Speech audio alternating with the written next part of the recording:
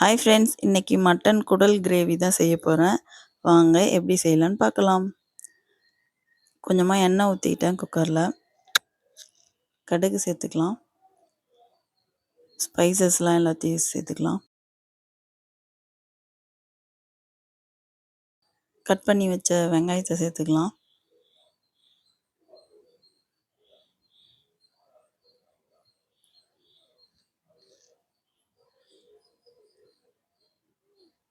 வதக்கி விட்டுக்கலாம்.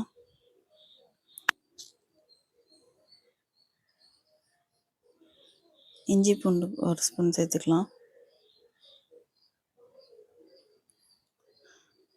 நல்லா பச்சை வாசனை போகிற அளவுக்கு வதக்கி விட்டுட்டு தக்காளியை கட் பண்ணி வச்சு தக்காளியை சேர்த்துக்கலாம்.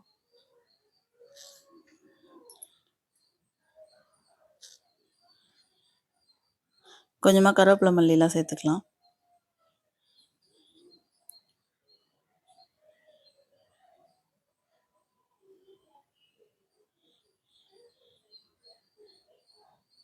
தேவையான அளவு உப்பு சேர்த்து நல்லா வதக்கி விட்டுக்கலாம். அப்போ தான் தக்காளி நல்லா வதங்கி வரும்.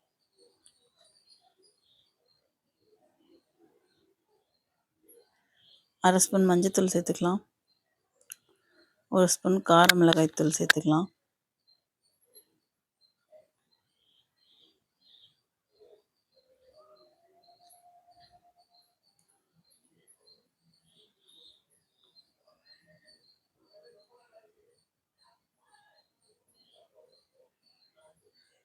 குழம்பு மிளகாய்த்தூள் 2 ஸ்பூன் சேர்த்துக்கலாம். கொஞ்சமாக மட்டன் மசாலா சேர்த்துக்கலாம். நல்லா மிக்ஸ் பண்ணி விட்டுக்கலாம். இப்போ கட் பண்ணி வச்ச குடலை சேர்த்துக்கலாம். க்ளீன் பண்ணிவிட்டு வேக வச்சு எடுத்து கட் பண்ணி வச்சுருக்கேன். நான் க்ளீன் பண்ண மாட்டேன், எங்கள் அம்மா தான் க்ளீன் பண்ணி வச்சுருந்தாங்க.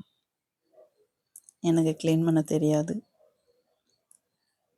நல்லா மிக்ஸ் பண்ணி விட்டுக்கலாம்.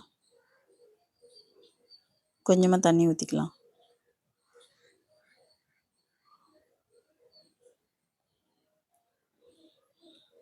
குழம்பு மாதிரி வேணும்னா இன்னும் கொஞ்சம் தண்ணி ஊற்றிக்கலாம். நான் கொஞ்சம் கிரேவியாக வரட்டும்னு கம்மியாக ஊற்றிருக்கேன். கொஞ்சமாக பட்டாணி சேர்த்துக்கிறேன். பச்சை பட்டாணி ஊற வச்சு வேக வச்சுட்டு அதுக்கப்புறம் சேர்த்துக்கிறேன். ஒரு உருளைக்கிழங்கு சேர்த்துக்கலாம்.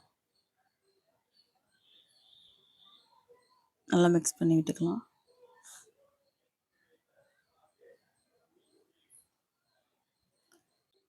தேங்காய், முந்திரி பயிறு, கசகசா, பெருஞ்சீரகம் எல்லாத்தையும் போட்டு மிக்சியில் அரைச்சி இது கூட ஊற்றிக்கலாம். நல்லா மிக்ஸ் பண்ணி விட்டுக்கலாம். கருவேப்பிலை மல்லி லாஸ்ட்டாக சேர்த்துக்கலாம். ஆட்டுக்குடல் கிரேவி ரெடி ஆகிடுச்சு. இந்த வீடியோ பிடிச்சிருந்தா லைக் பண்ணுங்கள், சப்ஸ்கிரைப் பண்ணுங்கள். Thank you friends.